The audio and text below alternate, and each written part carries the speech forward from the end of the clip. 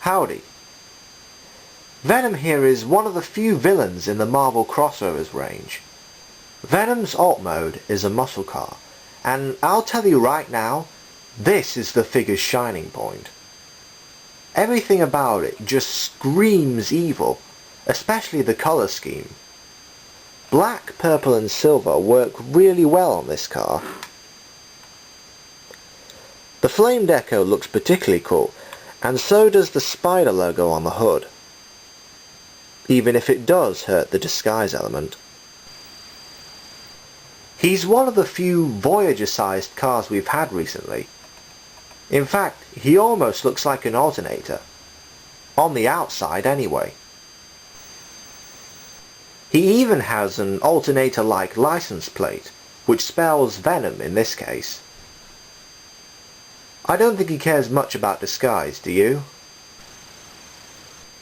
Aside from the cool colour scheme, there are some nice evil mould details too. You've got the tooth shapes moulded into the grille, some spike shapes at the back, and all four wheel rims resemble ninja stars. But the best thing about this mode is that no mech parts are visible at all, even from underneath. Well, you can see his claws a little, but that's not much. It's just a clean and fantastic looking car all round. As I've said, this guy is like an alternator, in vehicle mode and in transformation, because of how finicky it is.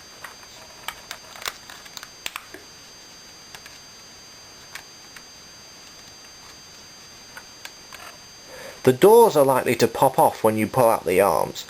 You either have to be really careful or do what I do and remove them intentionally.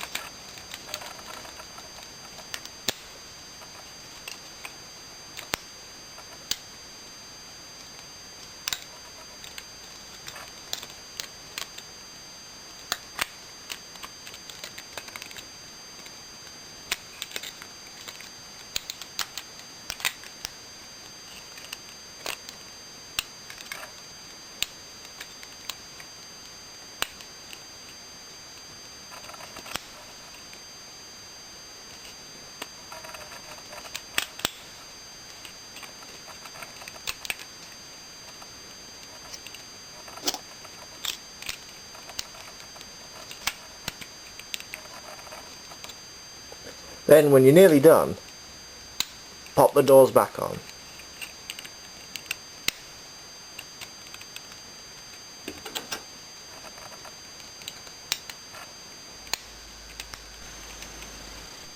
Here is where you pay the price for having such a sweet car mode. While not the worst robot mode ever, it's definitely the weakest to come from this range. We're used to seeing Venom as a thin and slender character, like Spider-Man, but his mech mode is really blocky, and in an ugly way. So it looks more like the real Venom wearing some car parts. I'll give the designers credit for trying something new with the transformation. The center of the hood folds down vertically, so the logo faces forward, as it should do, but the sides fold down horizontally, so that he doesn't have a huge flat chest.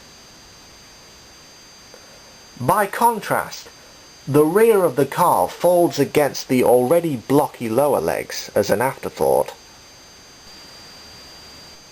There's some nifty techno-organic looking mold details with some beautiful purple paint apps to bring them out, some of which are faded, like on his lower legs.